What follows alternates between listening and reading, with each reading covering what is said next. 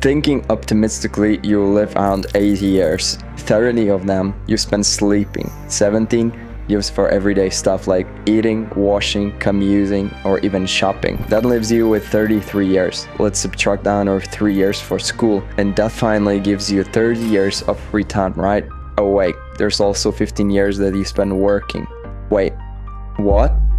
The best way to prevent a prisoner from escaping is to not let him know he's in prison. You're kept in that prison for 15 years throughout your life, and you did nothing out of it. Moreover, nobody around can get you out of this prison because everyone lives in it. You're not doing it for any glory or anything, but for an average life. Like, it doesn't make any sense. We aren't born like this, and you know that. Every single kid has these big dreams, ambitious dreams. But for an adult, it's just what they are.